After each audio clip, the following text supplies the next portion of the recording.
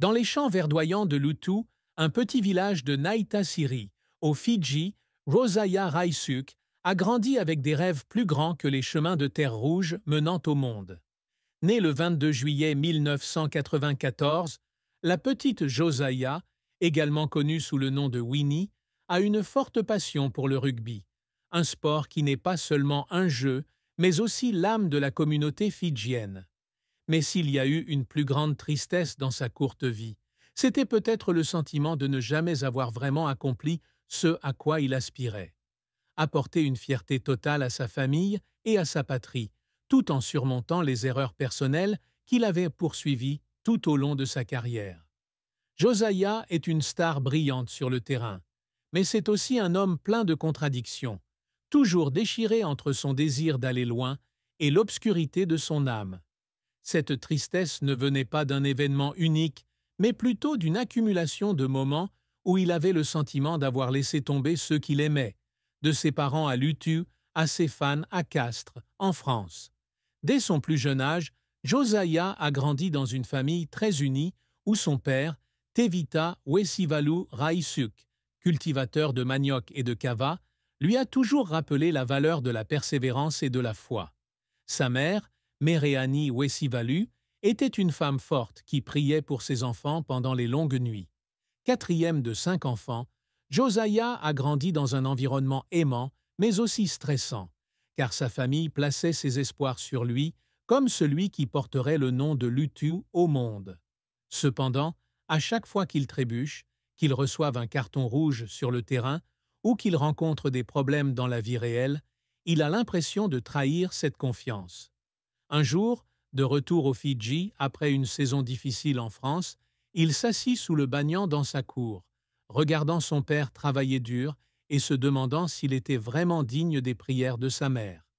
Il a dit un jour à un ami que ce qui lui avait fait le plus mal n'était pas les pertes, mais le regard dans les yeux de son père lorsqu'il avait découvert qu'il avait encore causé des problèmes. Cette tristesse, profonde et persistante, est devenue une partie indissociable de la personnalité de Josiah, même s'il a obtenu un grand succès. La vie de Josiah est l'histoire d'un homme qui essaie de se relever après chaque chute, mais ne peut échapper aux cicatrices qu'il s'est créées. Il aimait le rugby non seulement pour la joie qu'il lui procurait, mais aussi parce que c'était pour lui une façon de prouver qu'il pouvait surmonter les circonstances difficiles d'un garçon de la campagne. Mais chaque fois qu'il se trouvait face à une grande opportunité, il semblait y avoir une erreur qui le retenait. C'était là sa plus grande tristesse, le sentiment d'être venu si près de la lumière, mais de ne jamais l'avoir vraiment saisie. La carrière de Josiah Raisuk a été un voyage haut en couleurs, des chemins de terre rouge de Lutu au stade illuminé de France. Il a commencé à jouer au rugby à l'âge de 5 ou 6 ans, courant pieds nus sur les terrains avec ses cousins, rêvant de jouer un jour pour l'équipe des Fidji à 7. Ce rêve est devenu réalité en 2015, lorsque l'entraîneur Ben Ryan a découvert son talent dans les tournois Martin et Marist 7S. Josiah a été sélectionné dans l'équipe des Fidji à 7 pour le Hong Kong Sevens, où il a brillé avec 14 essais en 5 tournois.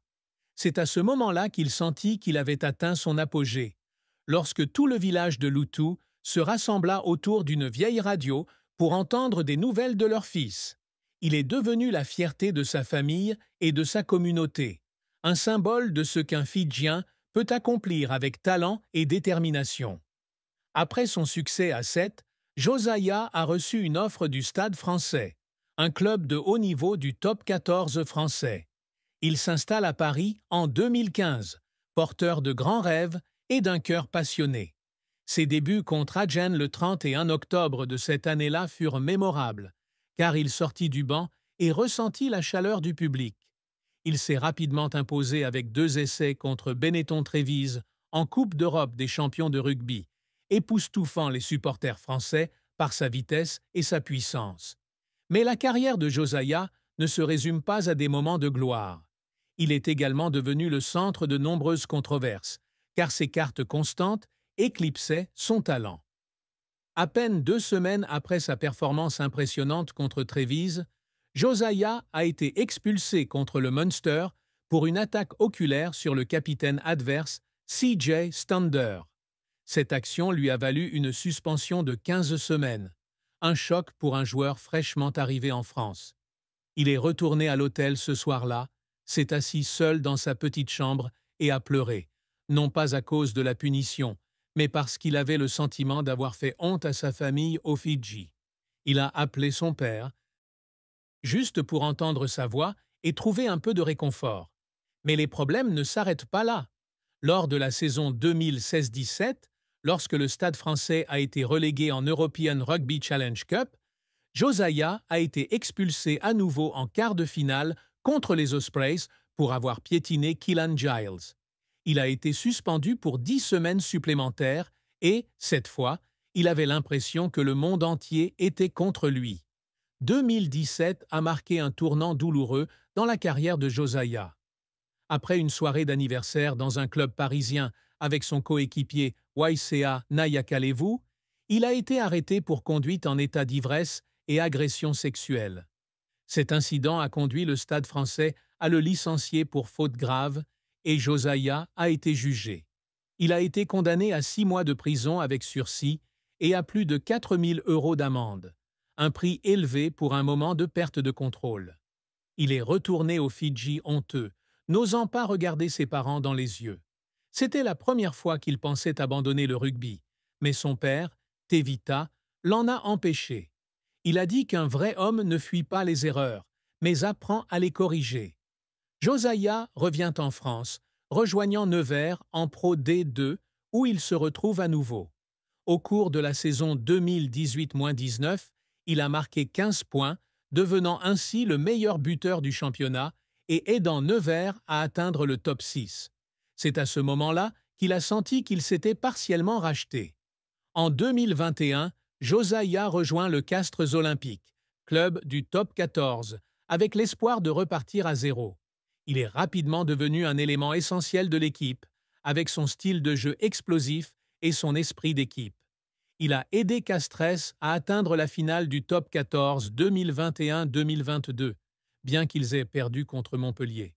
Mais le sommet de la carrière de Josiah arrive en 2024, lorsqu'il est sélectionné dans l'équipe des Fidji à 7 pour les Jeux olympiques de Paris. Lui et ses coéquipiers ont remporté la médaille d'argent, un exploit qui a fait fondre en larmes tous les Fidji. Josiah est revenu à Lutu en héros, accueilli par le village avec des chants traditionnels. Il s'est agenouillé devant ses parents, les remerciant de ne pas l'avoir abandonné. Mais même dans ce moment de gloire, Josiah ressentait un vide, comme si les erreurs passées persistaient encore. Les efforts de Josiah ne visent pas seulement à gagner sur le terrain, mais aussi à prouver qu'il peut se surpasser.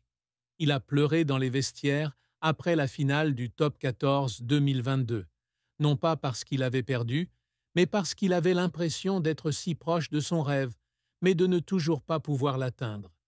Il a également pleuré lorsqu'il a reçu la médaille d'argent à Paris, non seulement par joie, mais aussi parce qu'il se souvenait des jours difficiles que lui et sa famille avaient surmontés. Josiah est un guerrier, mais c'est aussi un humain au cœur vulnérable, luttant constamment contre ses démons intérieurs. Le 8 mai 2025, la vie de Josiah Reissuck a pris fin soudainement et tragiquement. Il se rendait au centre d'entraînement du Castres olympique de Levezou, en empruntant la route familière D51 à Saix, dans le Tarn, en France. Vers 8 heures du matin, alors que sa voiture traversait un passage à niveau, un TER en direction de Toulouse a percuté sa voiture. La voiture a été traînée sur plus de 200 mètres et Josiah est décédé sur place.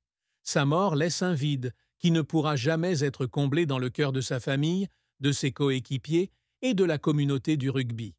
Certains de ses coéquipiers, qui se trouvaient à proximité, ont été témoins de l'accident et étaient en état de choc.